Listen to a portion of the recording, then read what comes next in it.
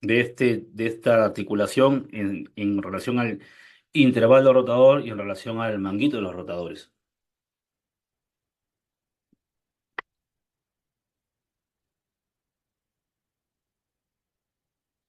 Este es un estudio publicado hace muchos años que prácticamente plantea un algoritmo de cómo puedo yo utilizar la ecografía dentro de las pruebas de diagnóstico por imágenes en un paciente que viene por una sospecha de una patología por dolor de hombro, ¿no es cierto?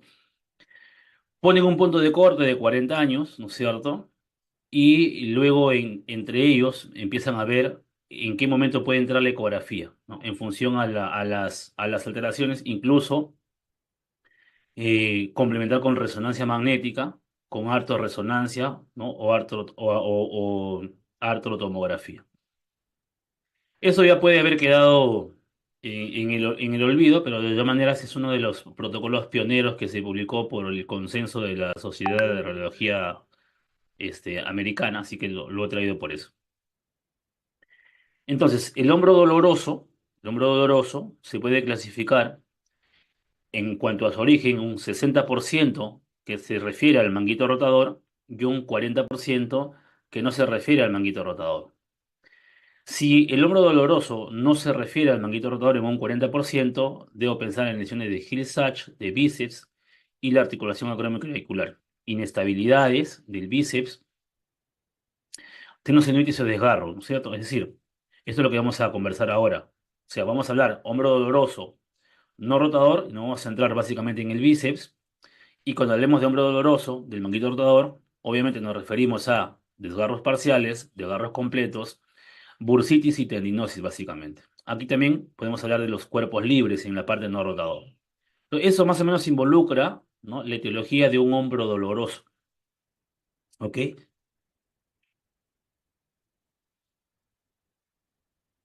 Básicamente eso es lo que vamos a tratar de tocar ahora.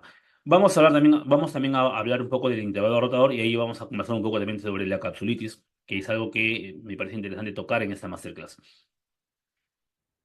La ISACOS, ¿no? La ISACOS propone una clasificación de los desgarros en función a si hablo de un desgarro parcial, hablar de una localización y una ubicación posterior superior básicamente para los desgarros del supraespinoso.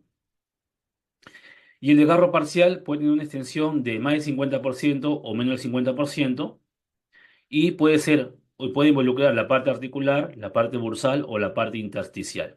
¿Correcto? Normalmente cuando hay un desgarro parcial, la atrofia grasa no está casi tan presente como sucede en los desgarros completos, donde tenemos la que se ha mejor acomodado, que es la clasificación de Snyder, en C1, C2, C3 y C4, ¿no? Con respecto a la atrofia grasa que se puede evaluar, ahí sí que es más frecuente, ¿no? La parte de los desgarros anteriores del psoas escapular tiene otra clasificación, ¿no? Y en cual habla de 5 estadios o 5 tipos, ¿no? Y lo vamos a también a conversar de manera muy breve. Y en ellos también se puede dar la atrofia grasa. O sea, la atrofia grasa le va a importar al clínico para el manejo de este desgarro, ¿no? Y ver cuán crónico es ese desgarro, ¿no? En función a la atrofia grasa que produce en la parte muscular del tendón que sea lesionado, que sea desgarrado. Y esto, como les digo, normalmente funciona bien o es más notorio o más evidente en los desgarros de espesor total o de espesor completo. Y generalmente esto se aplica tanto a Snyder como esta clasificación para la parte parcial para el supraespinoso, ¿no? Para el subescapular hay otra clasificación.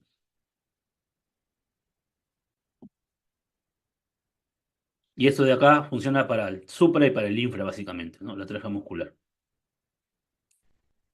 Entonces, los desgarros parciales pueden ser bursales, pueden ser intrasustancia o pueden ser articulares.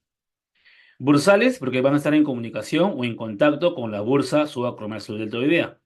Intrasustancia, porque no van a estar ni en la parte bursal ni en la parte articular, sino en el centro. Y articulares en la parte cerca al hueso. Obviamente pueden haber combinaciones. Si están los tres al mismo lugar, ya será un desgarro de espesor completo. Ahora, una vez que yo clasifiqué en cuanto a la ubicación, puedo también hablar del grado de desgarro, ¿no es cierto?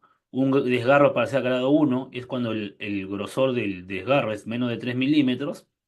Grado 2 cuando es de 3 a 6 milímetros, pero siempre y cuando que no exceda la mitad del grosor del tendón. Y grado 3 es cuando el desgarro parcial es más de 6 milímetros, cuando normalmente está involucrando más de ese grosor del tendón, ¿no? Y la ISACOS lo pone como porcentajes, ¿no? Más de 50% y menos de 50% del grosor del tendón.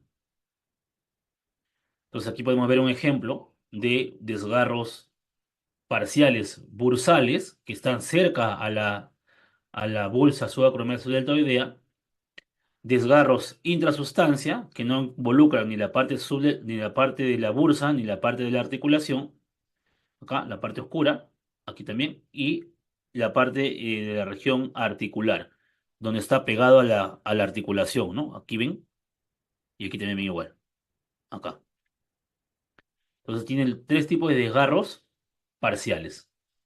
Y ya luego me dirán con respecto al tendón para ver qué grado es, ¿no es cierto? O cuánto porcentaje involucra. Ahí. Bursal, intrasustancia y articular. Entonces aquí pueden ver, por ejemplo, miren, esta es la parte del tendón y aquí pareciera que está roto completamente porque hay una zona de anisotropía. Acá se ve un poco la parte anecoica que está en contacto con la bursa subacromial y siempre se ve mejor en el corte transversal, miren, en el eje corto. Qué bonito se ve, involucrando la parte bursal, incluso un poco de intrasustancia. Entonces, si yo acá mido, por ejemplo, yo puedo medir a este nivel, ¿no es cierto? Y hablo del porcentaje de compromiso con respecto al tendón, para hablar si hay un 50% o menos del 50%. Entonces, es un desgarro parcial del supraespinoso.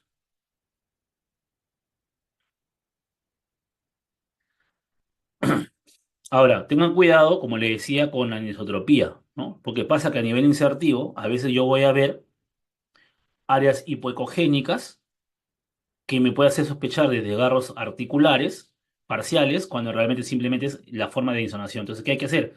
Insonar en 90 grados y corroborar si se sigue viendo esta hipoecogenicidad. Si desaparece, básicamente era la anisotropía que simulaba un desgarro, ¿correcto? Los desgarros completos, la que mejor se ha aproximado a una de las clasificaciones que más se usa, o al menos es lo que recomienda la ISACOS, es la clasificación de Snyder, artroscópica, que se ha llevado a la parte ecográfica, ¿no? Y que sí se puede más o menos utilizar. Hablas de un desgarro de Snyder C1, C2, C3 o C4. Los cuatro tipos, no, la subclasificación, por así decirlo, siempre son completos. O sea, que van a involucrar todo el espesor del tendón. En el C1, el tamaño es mínimo, como de un alfiler, o sea, es chiquitito. En el 2 el tamaño es menor de 2 centímetros. En el 3 de 3 a 4 centímetros. Y en el 4 ya incluso ni siquiera mide porque se ve que es un desgarro masivo. En el desgarro 2 tipo 2 de Snyder, vas a darte cuenta que no va a haber una retracción significativa del tendón. En el grado 3 sí hay retracción y en el grado 4 en realidad tú no vas a ver nada de tendón. Hasta vas a ver que está roto incluso dos o más tendones. Puede estar roto el subescapular con el supraespinoso o el supraespinoso con con el infraespinoso. Entonces vas a ver el verdadero signo ecográfico de la cabeza calva. Ahora, todas las medidas que voy a hacer, sobre todo en C2 y en C3, lo tengo que hacer en el eje corto, no en el eje largo. O sea, yo aquí reconozco el desgarro, ¿no es cierto? Y aquí veo el eje corto, ¿ven? Entonces, si ustedes se dan cuenta, aquí nomás yo veo un hueco o una estructura anecoica de espesor completo, o sea que involucra la parte bursal, la parte de intrasustancia, perdón, y la parte articular, por lo tanto es un desgarro de espesor completo. Y si se dan cuenta, aquí estoy viendo, aquí estoy viendo al supraespinoso, que no está tan retraído, ¿no es cierto? Por lo tanto, Este desgarro puede ser un desgarro tipo 2 de Snyder, ¿no? Lo mido en el eje corto, mido este ancho, y si mide menos de 2 centímetros, como se ve aquí, o sea, si lo medimos, ya digo, ya. Un desgarro que mide en el eje corto 15 milímetros, por lo tanto, el tendón supraespinoso no está retraído. Se ve ahí, ¿no es cierto? Se ve ahí. Generalmente hay un solo tendón involucrado. ¿Ves? Esto sería un ejemplo de Snyder tipo 2, por ejemplo. Entonces, miren, recuerden aquí. Yo aquí, ¿qué hago? Cuando veo el supraespinoso, recuerden que le dije, parten del tendón largo del bíceps. Miren, ven aquí esta imagen que está acá, hiperecogénica, aquí, todo fibrilar. Esto corresponde al tendón largo del bíceps. Luego me voy hacia la parte externa y posterior y aparece la ruptura, ¿no es cierto?, del supraespinoso. Aquí, miren. ¿Ves? No hay supraespinoso. Está roto. ¿Ven? Ese es el eje largo. O sea, veo aquí supraespinoso y en la parte de la huella insertiva, recuerden la doble curva, no hay nada. O hay un componente anecogénico que va de la parte bursal a la parte articular. Incluso acá hay unas alteraciones de la cortical del hueso, pero el tendón supraespinoso no está totalmente retraído. Ahí está, se ve. Entonces yo ya puedo ir sospechando que este desgarro es un desgarro de espesor completo, pero quizás sea de Snyder tipo 2 porque no hay una retracción de este cabo. Ahí está presente. Ahora, para yo medirlo y clasificarlo, me voy al eje corto. Ahí está, ¿ven? Acá está el desgarro. Me voy al eje corto y hago esto. Aquí en el eje corto busco en la parte más medial a la porción larga del bíceps y aquí veo supraespinoso y acá también veo supraespinoso.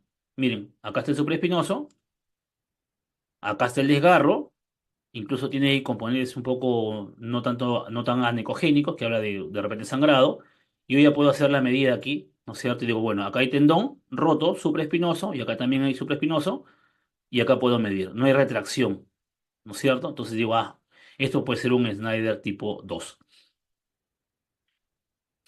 Entonces va a haber de esa forma, ¿no? El tipo 1, que es como el espesor de una aguja de alfiler, el tipo 2, ¿no?, que es una distancia en el eje corto de menos de 2 centímetros, el tipo 3 de 3 a 4 centímetros, y en el tipo 4 ya es masivo, donde ves descubierta a la cabeza humeral, ¿no?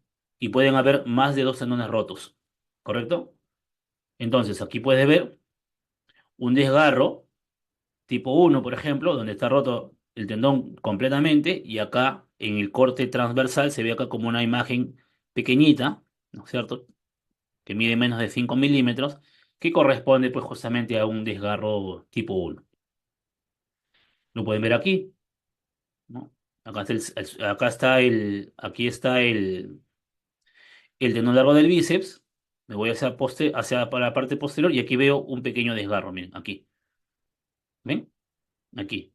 Desgarro, que pareciera acá solamente parcial, ¿no? Pero cuando hacemos la vista transversal, nos damos cuenta que involucra todo, miren. ¿Ven? Todo. Pero es pequeñito, ¿no? Apenitas, mira, no es tan grande. Entonces, esto es un desgarro, o podría ser un desgarro tipo 1 de espesor completo. ¿Ven? Ven acá la alteración de la ecogenicidad. Acá hay tendón, y ahí no hay tendón, ¿no? Se puede ver mejor. Aquí. Este es otro ejemplo, miren cómo se ve ahí una colección anecogénica, ¿no? Pequeñita nomás, que equivale a un desgarro de espesor completo, tipo 1 de Snyder, ¿no? Ven acá, y este es el eje corto. Este es el eje largo, y acá el eje corto. Mira, acá está el eje corto. Es pequeñito, ¿no? Pero si se dan cuenta, viene de arriba hacia abajo, de arriba hasta abajo. De arriba hacia abajo, o de superior a inferior, o de bursal a articular. Bursal, intrasustancia y articular. O sea, un desgarro de espesor completo tipo 1.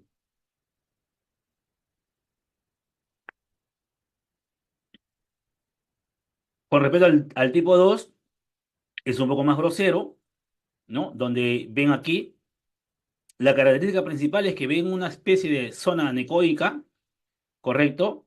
Pero al tendón no lo van a ver que está retraído, ¿correcto? Este es el eje largo, acá está el espacio anecogénico completo, y luego van aquí a buscar el eje corto, miren. Y en el eje corto, ya ven que es un desgarro un poco más grande, ¿no? Y acá es el supraespinoso. Y miren cómo ya, esto sí, pues ya no puede ser tipo uno, ¿no? Entonces aquí, incluso aquí pueden ver, cuando van a ver la porción larga del bíceps, pueden ver líquido rodeando la vaina sinovial, porque como si se derramara el líquido en su vaina, ¿no? Este es otro ejemplo. Aquí, miren, supraespinoso,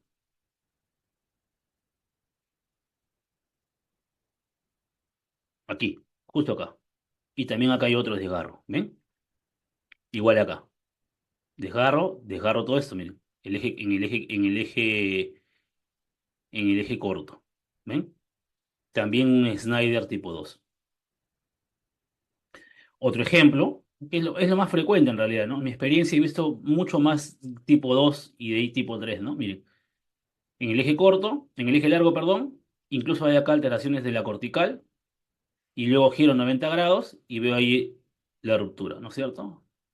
De aquí hasta por acá más o menos, ¿no? Y se cumple, ¿no? Que no hay desgarro, no hay retracción del tendón supraespinoso. Otro acá igual, miren, ahí está el desgarro en eje corto, todo esto. Involucra las tres partes de la zona, ¿no? Bursal, intersustancia y articular. Otro ejemplo, tendón largo del bíceps, supraespinoso, y acá aparece la alteración. ¿Ven? Aquí. Aquí está alterado, en la región de la inserción. Luego yo hago el giro de los 90 grados para verlo en el eje corto, y efectivamente aquí está la ruptura. ¿Ven? Aquí. Sin retracción de el tendón. ¿No? Y así, ¿no? Acá hay otro ejemplo más. Acá hay tres ejemplos, ¿no? Que ven lo mismo, ¿no? Miren, desgarro completo, desgarro completo, desgarro completo, ¿no? En los tres casos no hay retracción del supraespinoso, por lo tanto corresponde a un desgarro tipo 2 de Snyder, ¿no? Bien anecogénico, acá está la porción larga del bíceps, acá también igual, se ve la estructura anecoica, acá igual, ¿no? Entonces bastante claro, ¿no? Otro caso, miren, ahí está la ruptura aquí, el desgarro, pareciera parcial, pero cuando ya giras 90 grados, ¿no? Acá está el eje corto, este es el eje corto.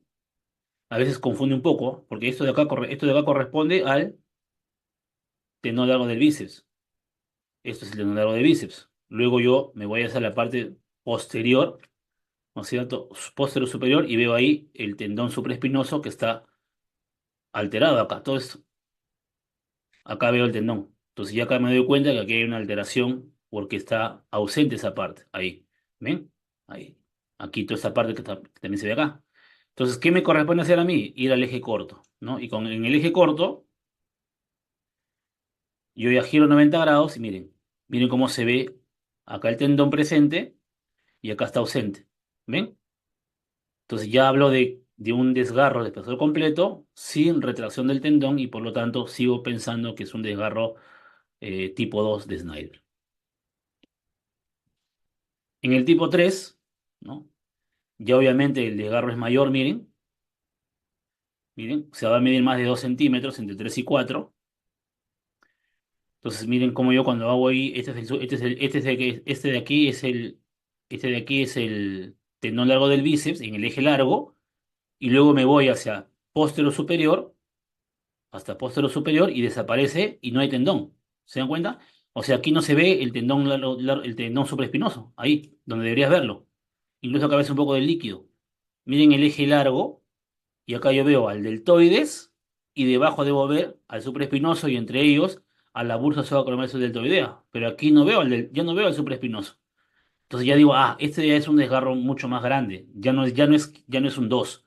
Porque en el 2 yo en el eje largo veo algo de tendón. En el grado 3 ya en el eje largo, a veces no veo tendón. Entonces yo ya tengo que sospechar que tiene que ser más grosero. Hago el corte axial y miren, aquí está la parte del tendón largo del bíceps y ya no veo nada de tendón supraespinoso y hasta por acá abajo que puede ser ya incluso el infraespinoso. Entonces es un desgarro mucho más grosero. Y cuando mides esto, mide por lo menos 34 milímetros. Es un desgarro tipo 3. Igual que este caso, ¿no? Miren, desde aquí no veo tendón y me voy atrás, atrás, atrás, atrás, aquí y aquí veo algo de tendón. Pero toda la parte de acá está todo retraída. Miren, todo retraído. ¿Ven? Entonces, esto de aquí hay una retracción del tendón supraespinoso. Por lo tanto, no puede ser dos. Miren, es grande, ¿no? Esta distancia medía 33 milímetros aproximadamente.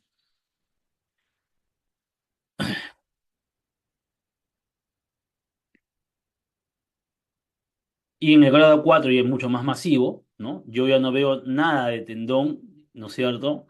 Miren, todo el deltoides está encima, ¿no? Y cuando busco en el eje corto, ya no veo ni por acá subescapular, ni siquiera veo infraespinoso, ¿no? Nada, o sea, está totalmente descubierta la región de la cabeza humeral, ¿no? Lo que se llama el signo ecográfico de la cabeza calva. Y aquí puedo hablar ya de un desgarro de espesor completo, masivo, tipo 4, donde incluye más de un tendón o más de dos tendones. Este es otro caso. Igual, miren, está vacía la parte de la región humeral, acá está el deltoides y acá no hay nada, ¿no? Entonces veo que está libre, lo busco de lado a lado y no encuentro tendón por ninguna parte, ¿no? Entonces yo hablo, este es un desgarro masivo, ¿no? Entonces un desgarro tipo 4 de Snyder. Miren cómo se ve ausente, ¿no? La región de la cabeza humeral. Otro ejemplo más, igual, ¿no? Si yo parto de la región más medial, aquí veo, miren, aquí veo el tendón largo del bíceps, ya incluso acá veo líquido, que vendrá a ser líquido probablemente en la bursa subacromial y cuando me voy hacia la parte posterior superior, no veo nada. ¿Ven? No veo nada. Lo sigo hasta la parte de atrás, no veo nada. Y acá tampoco veo nada. Cuando giro 90 grados, ¿no? Cuando hago el giro 90 grados, también veo todo libre, miren. Libre, no hay nada. Me voy de medial a lateral, ¿no? Y no veo ni el subescapular por acá. Aquí algo quiere aparecer, por aquí. Acá veo un líquido que puede ser la bursa subacromial o algo de la bursa subcoracoidea, ¿no? Y acá también no veo nada. ¿Ven? Entonces es un desgarro masivo. Tipo 4 en este caso. Cuando hablamos de los desgarros del manguito rotador, siempre hay que acordarnos de que cuando yo vea líquido en la vaina del bíceps, como este caso, miren, este es el tendón de la vaina del bíceps y ven líquido ahí, ¿no? Líquido. Si ustedes se percatan, el patrón fibrilar del tendón está normal. Por lo tanto, yo no tengo que pensar que cada vez que vea líquido rodeando la vaina del bíceps, yo pienso en tendinosis.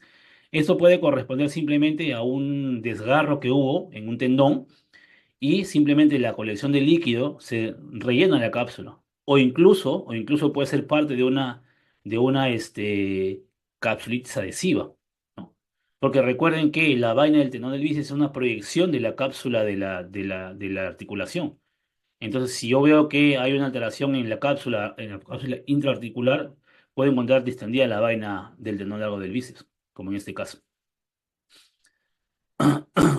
¿Ven? Entonces, más o menos, según Smith en el 2004, el espesor promedio aceptado puede ser 1,4, ¿no? Incluso Kevin Chang publicó en el 2014 y dijo, a ver, el líquido en la porción larga del bíceps siempre va a estar. Puede estar ausente, ¿no es cierto? Cuando mide menos de 1 milímetro, que se considera entre comillas normal, puede ser leve cuando mide de 1 a 2 milímetros, puede ser moderado cuando mide más de 2 a 3 o puede ser grave cuando mide más de 3. Entonces yo hago el eje largo y aquí mido el líquido, ¿no? Tanto en la parte inferior como en la parte posterior. Obviamente, como les vuelvo a repetir, el que yo tenga líquido en la porción larga del bíceps no necesariamente significa tenosinovitis, puede ser el acompañante de un desgarro del manguito rotador. Incluso también puede ser un desgarro de espesor parcial, ¿no? Que a veces es más difícil de visualizar por ecografía o no hay tanta experiencia. Entonces, vemos esto, miren, líquido, líquido, líquido, ¿ven? Líquido, ¿no? ¿Ven? Miren, voy bajando de la corredera hacia abajo, ¿no? Y ahí ven todo distendido el tendón largo de su vaina sinovial. Y eso obviamente se refiere acá también igual, ¿ven? Entonces yo acá lo puedo medir, Acá también lo puedo medir. Y ya saben, ¿no? Que el que yo vea esto no necesariamente es una tendinosidonitis. Hay que buscar una explicación. En este caso, era un desgarro del supraespinoso. Y si se dan cuenta, el tendón no ha perdido su patrón fibrilar, ¿no? Tiene el patrón fibrilar conservado, ¿no? Solo había una distensión o un derrame a nivel de su vaina sinovial que era secundario a un desgarro de espesor completo del supraespinoso. Ahora, cuando hablamos de desgarros de tipo completo, generalmente hablamos también de la atrofia o infiltración grasa. Y aquí podemos usar de forma indirecta la clasificación de Gutalier, ¿no es cierto? O una clasificación que se dio de la parte ecográfica por Linde en el 2012, o incluso una modificada por Strobel, ¿no es cierto? ¿Qué es lo que dice Gutalier, por ejemplo? Que yo voy a evaluar la parte muscular del tendón que está desgarrado completamente y voy a mirar el depósito de grasa en el tendón en el músculo, perdón, y lo voy a comparar con el músculo deltoides o con el músculo trapecio en relación a infra o supraespinoso. Entonces, si yo veo, ¿no es cierto?, que no hay depósitos grasos en el músculo, yo hablo de Gutalier grado cero. Si hay algunas vetas de grasa, pero menos que, ¿no? Grado uno. Si hay grasa, pero es menos que el músculo en porcentaje, grado 2. Si hay tanta grasa como músculo, grado 3. Y si hay más grasa que músculo, grado 4, ¿no? Esta es la parte de la clasificación de resonancia que se lo ha llevado a ecografía. Y esta clasificación es una clasificación netamente ecográfica que se ha modificado. Entonces, yo digo, cuando el músculo está isoecoico al músculo suprayacente, es decir, si yo comparo, por ejemplo, al supraespinoso con el trapecio y veo que ambos músculos tienen la misma ecogenicidad, entonces yo hablo de una atrofia grasa grado cero, es decir, donde no hay grasa. Si yo encuentro que la ecogenicidad del músculo está ligeramente aumentada en comparación al músculo suprayacente, hablo de un grado uno. Aquí, en el músculo que está involucrado de grasa, voy a ver algunas fibras tendinosas todavía. Y en el grado 2, la ecogenicidad del músculo es marcadamente aumentada en comparación del músculo suprayacente y además ya no voy a ver o no voy a poder definir la porción intramuscular de la región miotendinosa. Entonces, esto de aquí es Gutalier, resonancia, que se aplica a la ecografía, pero esto ya es puramente ecográfico, ¿no? Que es el de Strobel que se modificó. Y me parece más interesante porque ya acá hablamos de forma incluso un poco más resumida, porque a veces es difícil darte cuenta entre si hay algunas betas grasas, menos grasa, más grasa o tanta grasa, ¿no? Complica un poco, a menos que tengas un super equipo, pero eso me parece mucho más interesante, que es sobre todo que es ecográfico. Entonces, esta de acá es la clasificación de Gutalier de resonancia que se ha llevado a la parte ecográfica, ¿no? El grado cero, grado uno, 2, 3 y 4, ¿no? En relación a la porción, en este caso lo que evalúan básicamente es la comparación de la ecogenicidad del músculo comprometido nada más. O sea, si se dan cuenta aquí no hay infiltración grasa, aquí hay algunas betas grasas, aquí hay más grasa, menos grasa que músculo, ¿no? Acá hay tanto grasa como músculo y acá hay más grasa. Sin embargo, acá no comparan con el músculo que está adyacente, arriba, que en este caso sería el músculo trapecio. Porque Gutalier, como le decía, lo que básicamente nos dice es ver al tendón, ¿no es cierto? En cambio, en esta clasificación ecográfica,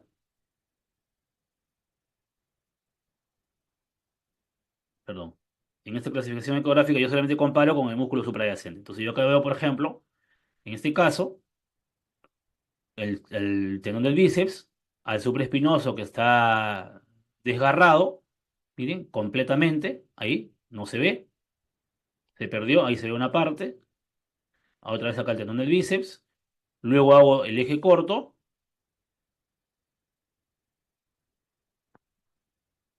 denme un segundo por favor que se ha parado eso, voy a volver a actualizar acá, denme un segundito.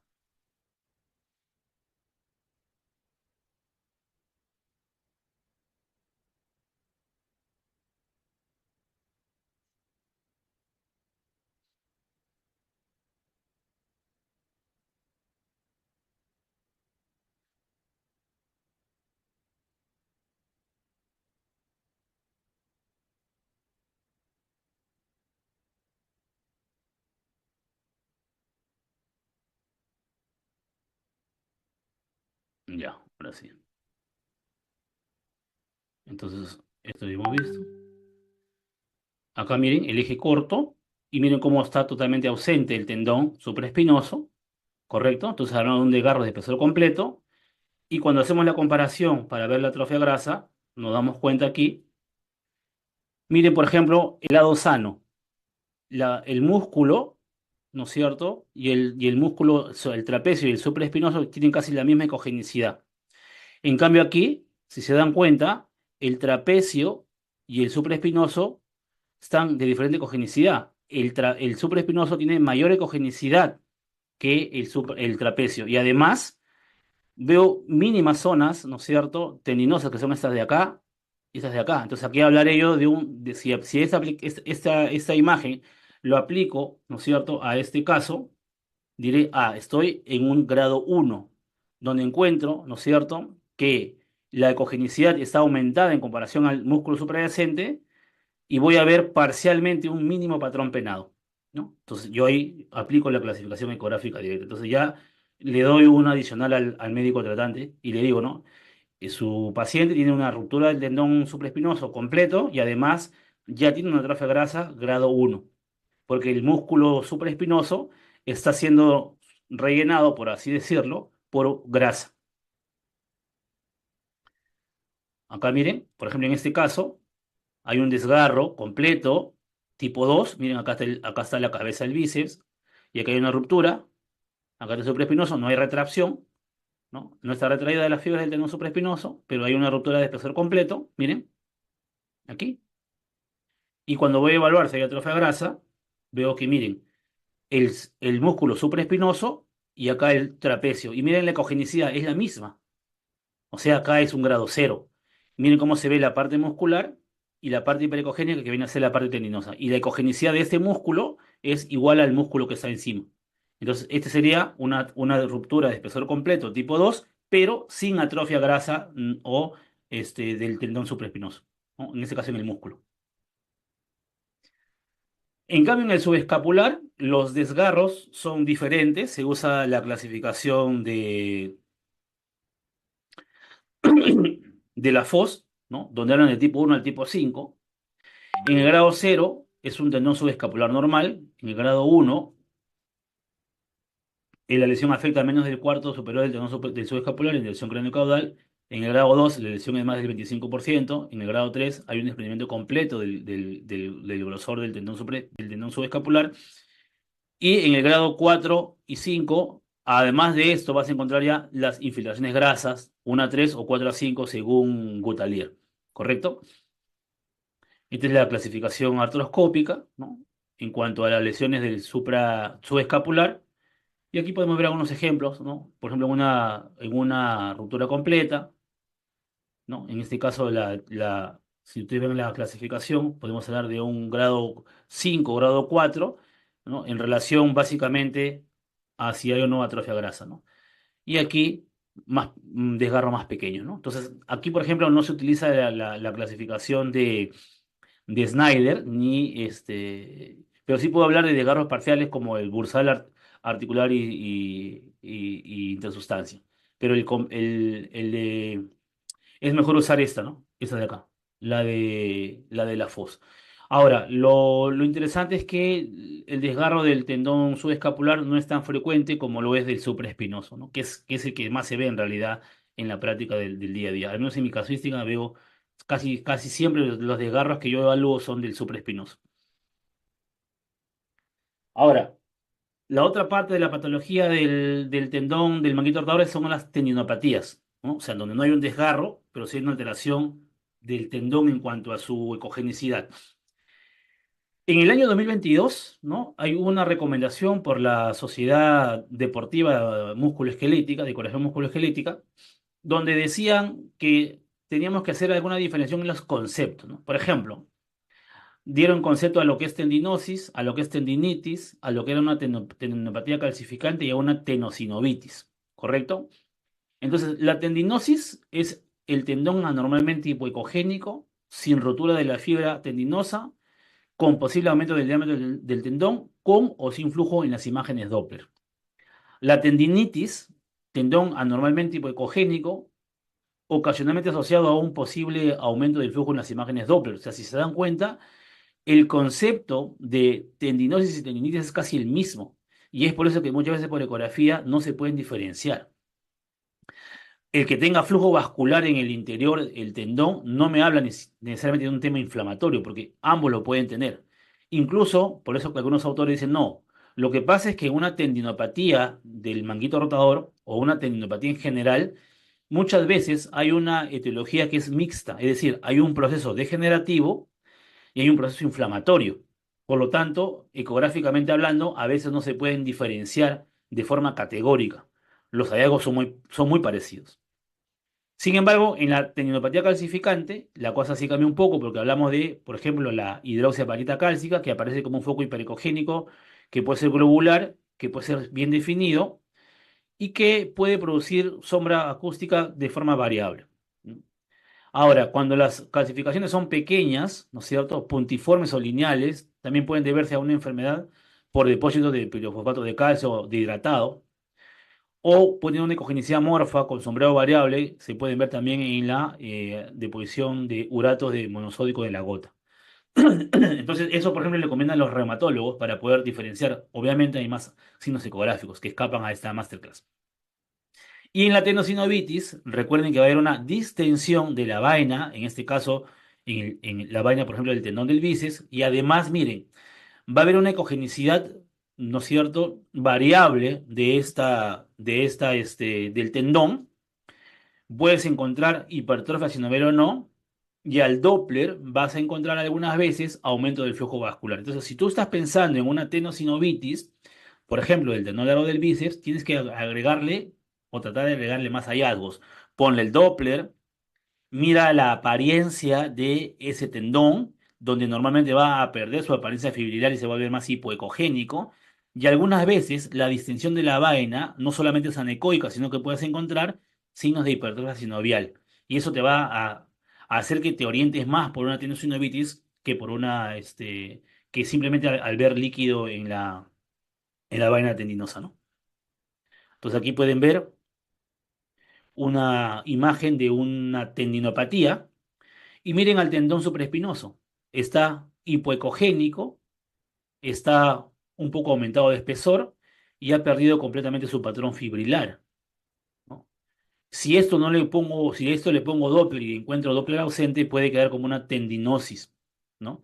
Si le encuentro flujo vascular presente, y algunos pueden empezar tendinitis.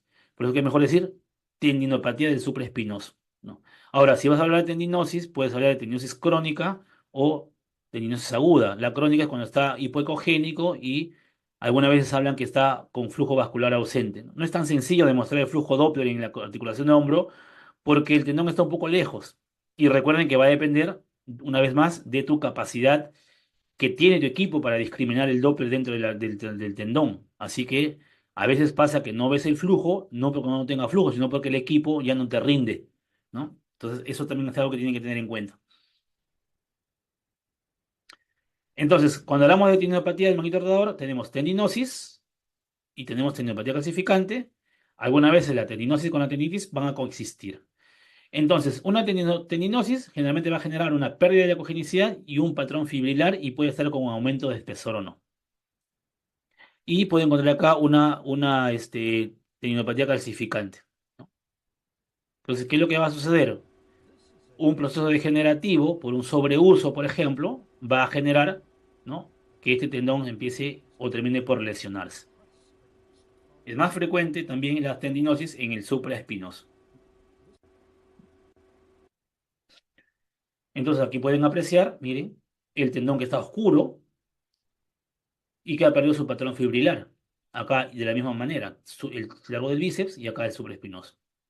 ¿Ven? Ha perdido el patrón fibrilar y acá igual. Largo del bíceps, supraespinoso. En los tres casos veo un tendón hipoecogénico con pérdida de patrón fibrilar, ¿correcto? En relación con una tendinosis. A veces eso se da simplemente por la edad. Un paciente longevo de 70 años, por ejemplo, ya vas a encontrar un tendón con tendinosis por la misma edad, por un proceso degenerativo. Pero a veces puede pasar que viene un paciente joven, deportista, y ves un tendón así. Ah, aquí es más frecuente, obviamente, que ha sido una tendinosis, de repente por el tema de a lo que se dedica, ¿no? Es más evidente. ¿Por qué? Porque ahí sí tú vas a ver un tendón fibrilar, ¿correcto? Y en este caso en todos los casos van a estar alterados de cogenicidad.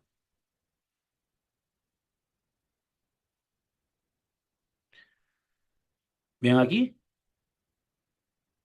el tendón supraespinoso, totalmente hipoecogénico, aumentado de espesor, con pérdida del patrón fibrilar. Miren, no se ve las fibras hiperecogénicas como deben verse. Totalmente hipoecogénico. Aquí igual, la porción larga del bíceps, que se ve acá, miren, la porción larga del bíceps, me voy hacia la región supero posterior y veo el tendón supraespinoso que está hipoecogénico, ¿no es cierto? Y que ha perdido el patrón fibrilar. En este caso, no tan notorio como acá. Acá está totalmente difuso, ¿no? Acá es por partes, pero igual, en los dos casos hablamos de una tendinosis, ¿no? El paciente generalmente tiene dolor, ¿no? Y tiene un poco de limitación para hacer los movimientos de abducción, ¿no? A veces en pacientes adultos mayores no hay ni siquiera clínica, ¿no? Porque tienen un umbral de dolor mucho más alto, pero el tendón se ve totalmente alterado en relación a la ecogenicidad, ¿no? Entonces hablamos de una tendinosis. La tendinopatía calcificante se ha clasificado en tipo uno, tipo 2 y tipo 3, o tipo 2 y tipo 3 en relación a dura, intermedia y blanda, que no tiene tanto una connotación clínica, quizás para los reumatólogos sí tenga una ayuda, pero en realidad es básicamente para entender de que el que tenga una calcificación y no te produzca sombra acústica posterior no significa que no sea una tendinopatía calcificante, ¿correcto? Entonces, en este caso se supone o se asume que la hipótesis es que se debe a una baja cantidad de oxígeno dentro de los tendones, lo que va a conducir a un cambio histológico, a una metaplasia fibrocartilaginosa, es decir, al cambio de tenocitos a condrocitos, y esta última línea celular produce pues una matriz cartilaginosa que se ve o que se calcifica progresivamente. Entonces, cuando yo veo una calcificación dentro del tendón con sombra posterior, digo, ah, es una tendinopatía calcificante tipo uno, porque es una calcificación dura. Si veo que la sombra no es tan categórica, ah, hablo de intermedia. Y cuando no veo sombra, hablo de una clasificación blanda. O sea, puedo hablar, si quiero, lo puedo subclasificar a la tendinopatía clasificante en estos tres subtipos. No es algo que sea obligatorio, pero podría darle un poco más de peso a tu reporte ecográfico. Entonces, miren acá. Es un paciente que mostró acá una calcificación pequeñita que no se vio en otro examen que le hicieron y tenía un dolor un poco extraño. Y acá encontramos una hiperecogenicidad que no te muestra sombra acústica posterior de manera tan notoria, ¿no? Que podría ser, ¿no es cierto?, una tendinopatía tipo 2 o incluso para otros podría ser tipo 3, ¿no? En relación a si uno ve o no una sombra. Acá por parte se ve y por parte no se ve, ¿no? Lo que es real es que hay una hiperecogenicidad dentro del tendón, lo que corresponde a una tendinopatía calcificante. Este es otro caso, donde sí es más grosero, ¿no? Aquí sí hay varias hiperecogenicidades, ¿no? Y algunas con pequeña sombra, otras no. Entonces acá hablamos también de una tendinopatía cálcica con varios focos hiperecogénicos intrasustancia, ¿no? Miren el supraespinoso cómo está. Ahora aquí podría también estar asociado a una tendinosis y una tendinopatía cálcica que pueden estar coexistiendo. Puede ser válido, ¿no? Pero ya si tú hablas de una tendinopatía cálcica es porque ese tendón no va a estar tanto fibrilar como uno espera. Ya está enfermo. Y la tenosinovitis, como les decía, se refiere ya cuando yo encuentro, ¿no? Además de líquido en la vena sinovial, aumento al Doppler, puedo encontrar que se pierde un poco el patrón fibrilar, se ve el tendón más hipoecogénico, o a veces pasa como esto, ¿no? Que el tendón se bifurca, ¿no? Miren, como si fuera un tendón del bíceps bífido que puede aparecer. Entonces, esto es una tenosinovitis y esto sería un tendón del bíceps bífido, ¿no? Que a veces se ve como dos tendones, que son dos en realidad. No es un desgarro, porque normalmente el desgarro difícilmente es longitudinal, el desgarro es más transversal. Entonces aquí lo que hay es un tendón, por decirlo arriba, y un tendón abajo o de o están uno al lado del otro, pero están longitudinalmente en su recorrido. En cambio, cuando es un desgarro, cuando es una ruptura, es así, transversal y hay siempre, cuando es completo, hay una retracción de la fibra, ¿no? Aquí se ve, miren, en el esquema, el tendón bífido, ¿correcto? Que no es sinovitis, ¿ah? Es un tendón bífido o un tendón accesorio de la porción larga del bíceps.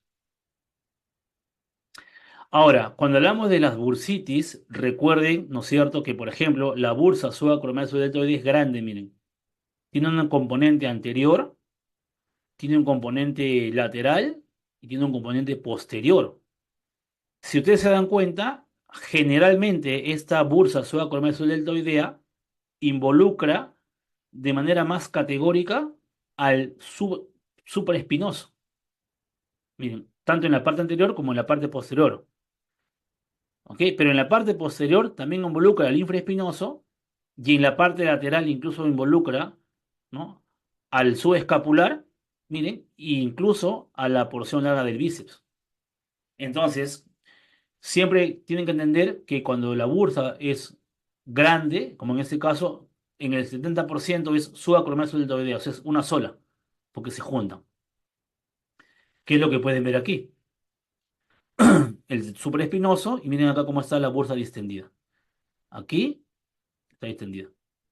¿Cuánto debe ser normal en la medida de la bursa? Menos de 2 milímetros. ¿Dónde está la bursa? Entre la parte más inferior del deltoides y la parte más superior del supraespinoso. Ahí está. En situaciones de normalidad no es visible o es apenas visible y siempre mide menos de 2 milímetros. Y cuando mide más de 2, como en este caso, ya tú hablas de una bursitis subacromial subdeltoidea. Y no te asustes si es que ves que se extiende hasta una parte del subescapular, porque ya te estoy mostrando en el esquema que es grande esta bursa. No crea que porque ya está en el subescapular va a ser subcoracoidea. Cuidado con eso. Este es otro caso, miren, de una bursa subacromial subdeltoidea. Acá está el bíceps, el supraespinoso, la bursa arriba distendida, incluso con ecos internos en suspensión. Y miren, cuando yo voy de lado a lado, me voy a la parte de la parte externa a la parte más medial, miren cómo acá está el subescapular y acá está el líquido. Entonces viene todo, ¿no? Una bursa subacromial, o bursitis, perdón, subacromial subdeltoidea. Puedes encontrar a veces ahí proliferación sinovial o hipertrofia sinovial o que el líquido no sea tan anecogénico como en este caso que tenía ecos en suspensión, ¿no? Ya la etiología no lo puede determinar la ecografía, ¿no? Ahora, cuando hablamos de la bursitis subcoracoidea, es bueno entender cómo funciona. Aquí, por ejemplo, es un esquema que les muestra la cabeza humeral, el tendón subescapular, el tendón supraespinoso o la parte muscular, la apófisis coracoides, ¿correcto? El espacio subcoracoideo, el músculo coracobraquial, ¿correcto? Y aquí veo la bursa subacolmal deltoidea, ¿no es cierto? La bursa subacolmal deltoidea a veces, como les digo, llega un poco hasta el subescapular.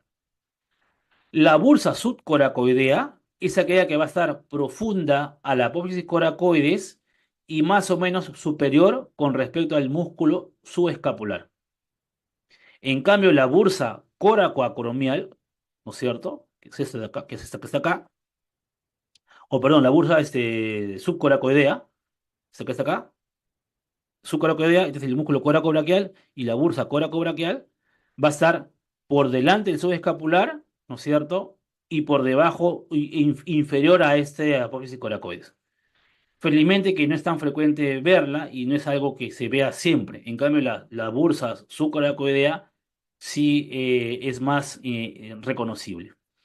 Y a veces pasa, ¿no es cierto?, que por debajo del subescapular, aquí, va a haber una especie de otra bursa, que algunos llaman que es la bursa subescapular o el receso superior del subescapular. ¿Por qué? Porque se contacta con la articulación.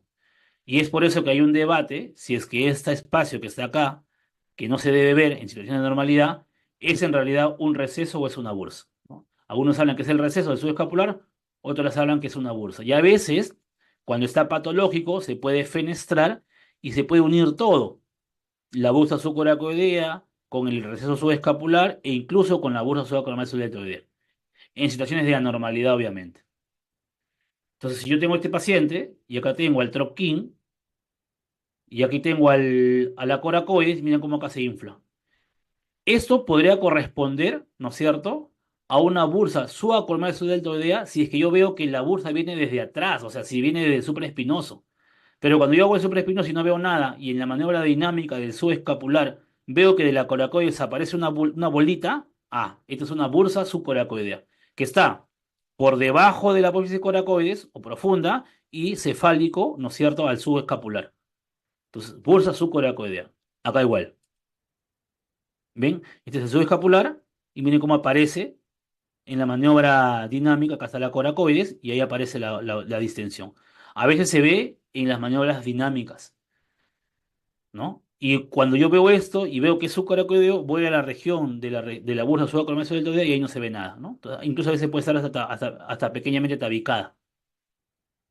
Son entonces bursas subcoracoideas o bursitis en este caso. ¿Qué pasa con la capsulitis adhesiva? La capsulitis adhesiva es un diagnóstico que normalmente es clínico, pero muchas veces la clínica no es tan categórica. Entonces, la articulación glenohumeral es una articulación esférica entre la cavidad glenoidea de la escápula y la cabeza humeral, ¿correcto? Esta superficie, como es poco profunda, de la cavidad glenoidea y su dimensión relativamente pequeña con respecto a la cabeza humeral, explica el amplio rango de movimiento de esta articulación, pero al mismo tiempo hace que sea intrínsecamente inestable. Y una cápsula suelta y laxa, en forma normal, va a envolver la articulación y permite una gran movilidad de los extremos articulares, en este caso, volviéndolo aparentemente estable intrínsecamente hablando. Esta cápsula se inserta medialmente en la circunferencia de la cavidad glenoidea ósea y lateralmente debajo del cuello anatómico del húmero.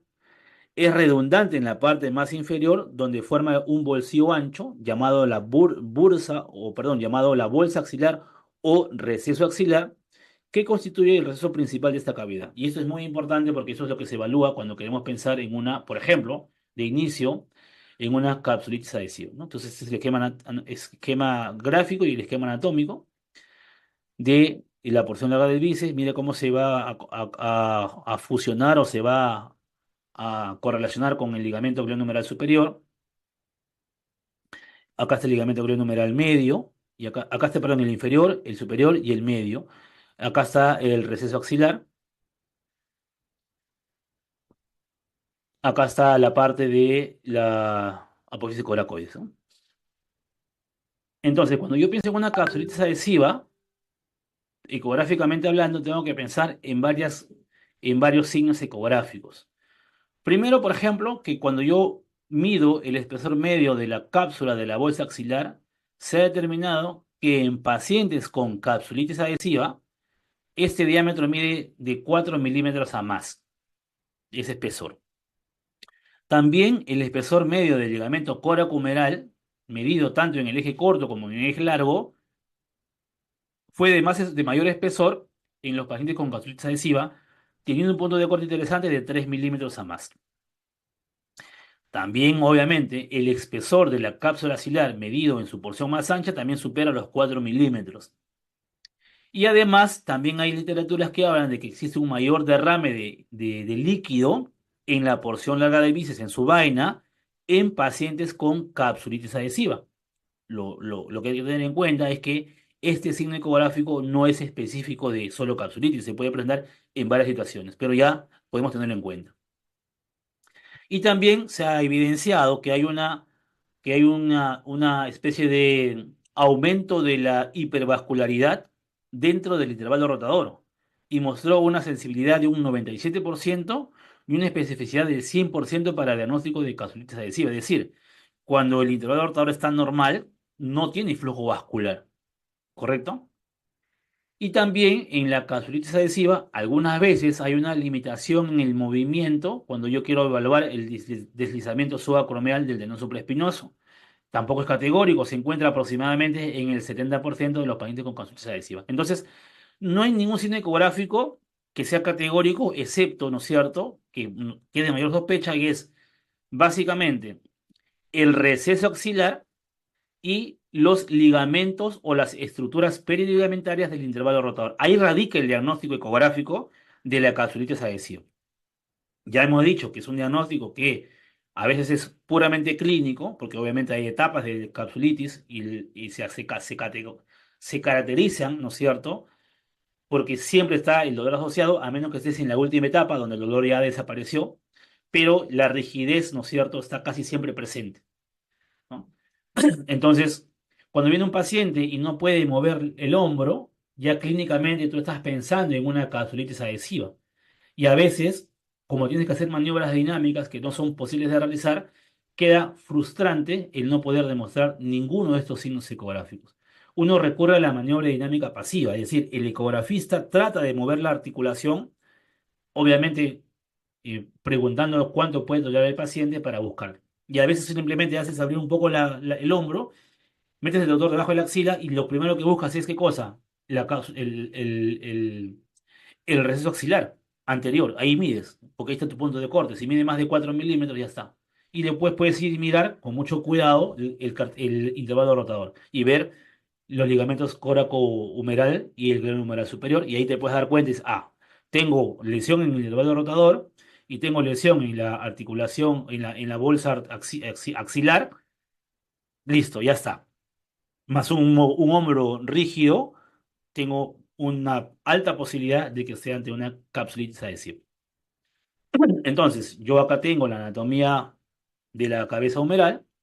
Ya hemos visto cómo es el recorrido del tendón largo del bíceps, cómo está recubierto a nivel intraarticular por el ligamento glenohumeral superior y el ligamento coracohumeral por encima y el glenohumeral superior por debajo, ¿correcto? Y hemos visto que aquí, cuando hay patología, acá hay una colección en la región axilar, que es lo que yo voy a buscar cuando sospeche, ¿no es cierto?, de capsulitis adhesiva. O sea, ¿yo qué voy a mirar? Voy a mirar esta parte y voy a mirar esta parte, que a veces es lo primero que veo, ¿no? Pongo acá el traductor y busco acá un espacio incrementado del receso axilar.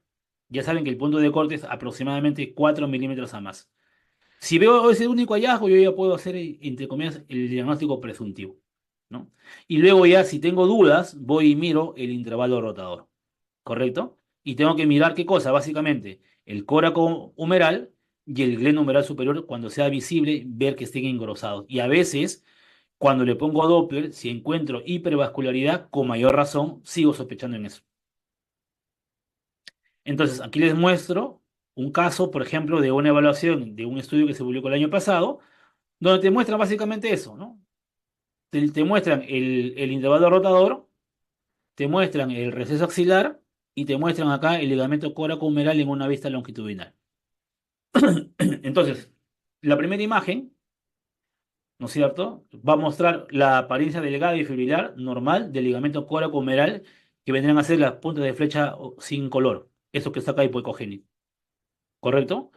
Que, que se demuestra conectando con la coracoides aquí y en una posición más profunda respecto al ligamento coracoacromial, que está arriba, que es el hiperecogénico.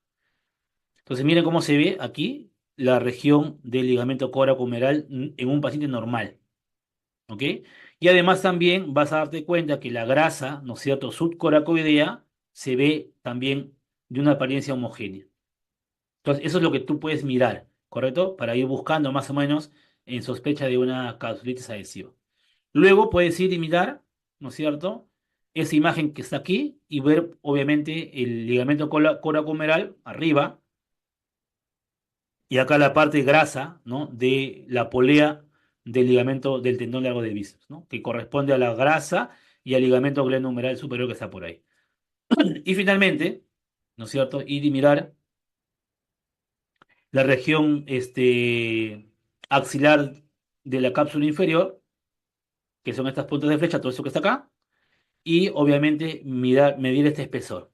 Si está más de 4 milímetros, yo ya estoy pensando en un aumento de este receso o de la cápsula articular y estoy pensando en qué, en una capsulitis adhesiva. Ahora, lo malo, entre comillas, de este protocolo es que miren las sondas que se utilizaron. Sondas de alta frecuencia, ¿no? De 5 a 18 MHz. Entonces, ese es el tema, ¿no? Que tengo que tener una sonda muy buena para poder discriminar estas estructuras de forma independiente. Y a veces cuando la sonda tiene no más de 15 MHz, 12, la cosa se complica un poco porque te va a resultar difícil poder definir claramente si lo que estás viendo es o no un ligamento más engrosado, e incluso si puedes ver o no el ligamento. Y aquí, ¿no? Un ejemplo ya grosero al otro extremo para que más o menos se den cuenta, ¿no? Esto es lo normal, miren, lo normal, y esto es lo que se ve alterado en un paciente con diagnóstico de capsulitis adhesiva. Miren cómo aquí, en el corte A, miren cómo el ligamento ahora, ¿no es cierto? Coracohumeral está engrosado con respecto a este, miren. Miren cómo se ve acá, delgadito, y acá se ve engrosado. Si se dan cuenta, la grasa que está aquí, la grasa coracoidea o subcoracoidea, que acá es homogénea, acá ha perdido su ecogenicidad. Tiene una ecogenicidad más heterogénea. ¿Se dan cuenta? En el corte del eje, en el eje corto, miren cómo las estructuras periligamentarias del intervalo rotador, tanto el coracomeral como la parte grasa y el glenohumeral superior, están también engrosados. ¿Correcto? Y si le pongo acá Doppler, quizás esté vascularizado. Y miren cómo ahora en la parte de la, de la cápsula inferior, miren cómo está totalmente engrosado con respecto a esta imagen. ¿Ven? Miren acá se ve hipoecogénico delgadito y acá está totalmente engrosado. Entonces, obviamente les estoy mostrando ejemplos muy marcados, ¿no? Para que entiendan la idea, ¿no? Eso tienen que ustedes, obviamente, si no lo conocen, empezar a practicar con sus pacientes para que formen su curva de aprendizaje, para que sepan cómo pueden ver. El problema viene, como les digo, en la sonda y también viene en los movimientos que puede hacer el paciente, porque no siempre el paciente va a poder mover eh, para poder sacar estos cortes. Es muy difícil a veces. Es por eso que muchas veces se dice, no, olvídate con la ecografía porque el paciente no va a mover la articulación. Y es verdad, viene con el brazo rígido.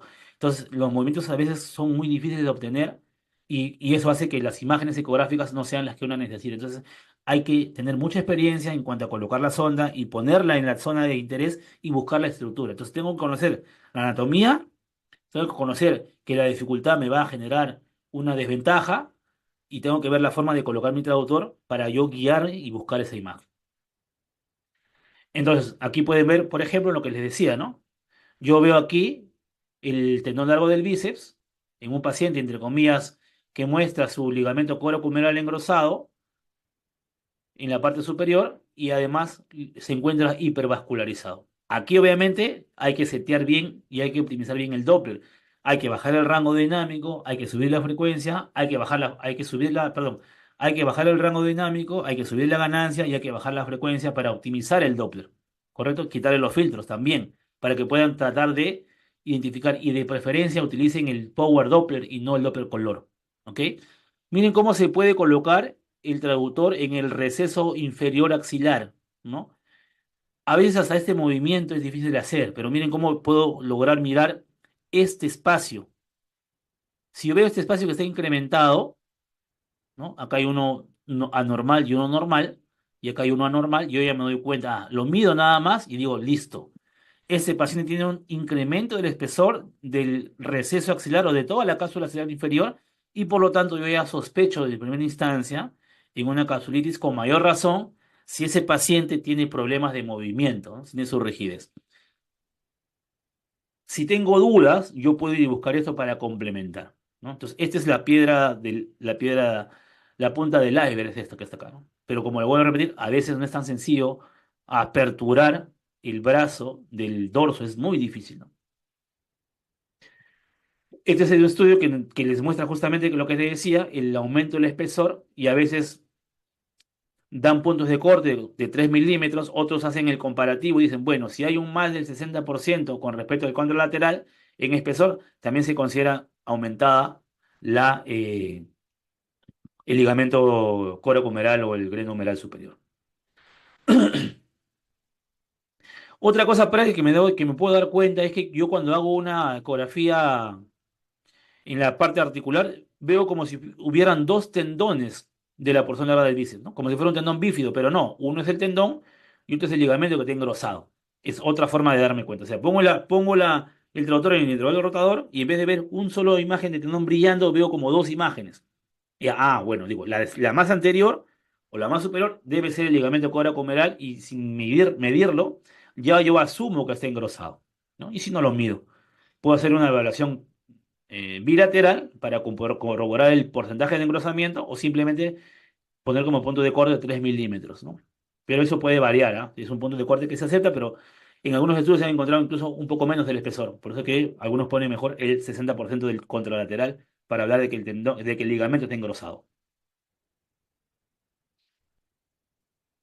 Entonces, este protocolo me parece interesante, que se publicó el año pasado, que te dicen más o menos cómo puedes sospechar en un paciente en gastritis adhesiva ayudándole de la ecografía. Lo primero es que viene el paciente, obviamente con el cuadro clínico que puede generar dudas o no, pero que tiene ahí como rigidez, porque la rigidez no solamente es algo que tiene que ser sí o sí gastritis adhesiva, puede ser por otras causas. Entonces, ¿qué hace lo primero? Mides el grosor de la cápsula articular. Si mide 4 milímetros en la bolsa axilar o encuentras una diferencia de grosor del 60% del contralateral, también de la región axilar, si tú encuentras eso, automáticamente tu diagnóstico es capsulitis adhesiva. Si al medir esa cápsula no encuentras que ese espesor está incrementado de más de 4 milímetros, te haces la siguiente pregunta. ¿Hay otros signos ecográficos que me sugiera una capsulitis adhesiva, como por ejemplo engrosamiento del ligamento coracomeral, fluido en la vaina del tendón largo del bíceps o cambio en la morfología del intervalo rotador? Si la respuesta es no, ¿no es cierto? Si la respuesta es no, me pregunto, entonces, ¿existen signos ecográficos de otras afecciones que podrían causar síntomas similares? Si la respuesta es no, tengo que pedir una resonancia magnética. Si la respuesta es sí, entonces yo excluyo capsulitis adhesiva y será otra cosa, un desgarro o algo que que no me permita mover esa articulación. Si por el contrario yo encuentro que sí hay signos ecográficos de engrosamiento del ligamento, líquido en la vaina, alteración de la morfología, me vuelvo a preguntar, pero además de estos signos, ¿existen otros signos que podrían simular? Si la respuesta es no, el diagnóstico es capsulitis adhesiva. Y si la respuesta es sí, yo hablo de una capsulitis adhesiva secundaria. Entonces, es más o menos, miren, los pasos que le da este protocolo, que me parece interesante, que se puede aplicar en la clínica del día a día. Sin embargo, le traigo otra propuesta interesante en el caso de en que a veces no puedas hacer nada. Recuerden que no pueden mover la articulación y todo esto de acá queda en una frustración porque no se puede llevar a cabo. Entonces, lo mínimo que se puede hacer es esto que está acá. Pones al paciente que sí puede doblar el codo y haces movimientos, ¿no es cierto?, de rotación externa e interna. Porque recuerda que el paciente lo que no puede hacer es una abducción. La rotación la puede hacer con ligera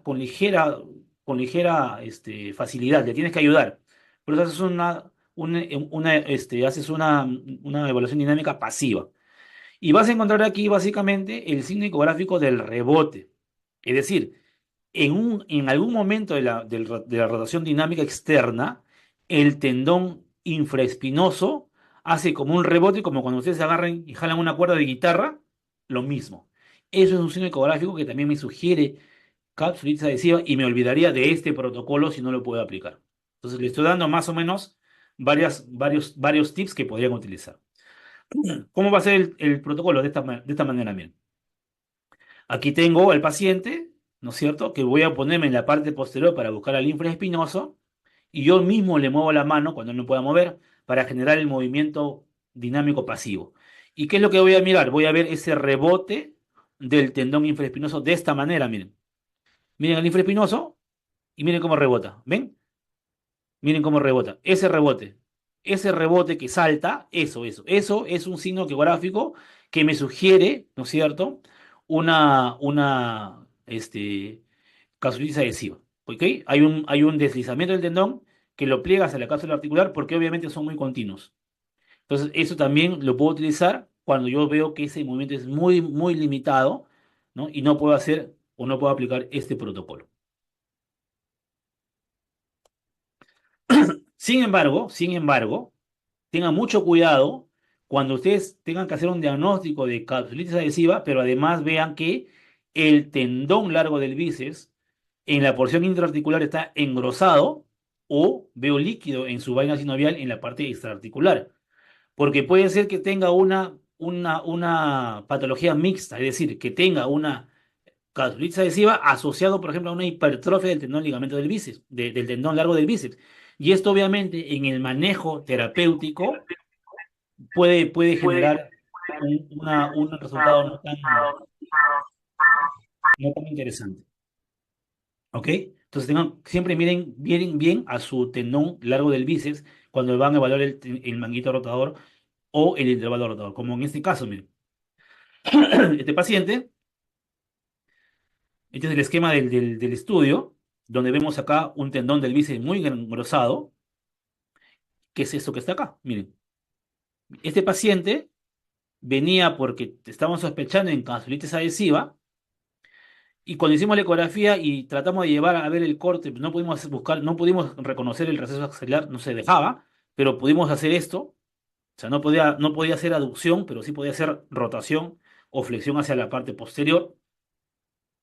Entonces lo que hicimos fue hacer un corte para ver el intervalo rotador y nos dimos cuenta que había un engrosamiento del ligamento coracomeral, miren cómo está engrosado y apocogénico, y un engrosamiento también del gleno humeral superior y de la grasa que lo rodea. Pero además estaba bastante hipertrofiado el tendón largo del bíceps. Entonces, esa rigidez, ¿no es cierto? Era, por un lado, que podía ser un problema de capsulitis y además por un tema mecánico, porque estaba como generando una obstrucción, este abultamiento del tendón. Entonces, siempre que ustedes vean el intervalo rotador y sospechen en capsulitis adhesiva, puede que sea una capsulitis adhesiva mixta o secundaria a algo y que también haya por ahí una coexistencia de una hipertrofia de este tendón que cambiaría el manejo terapéutico por parte del especialista. Y eso le va a importar mucho al médico tratante. Bien, hasta aquí hemos hablado todo lo que corresponde a la parte de hombro.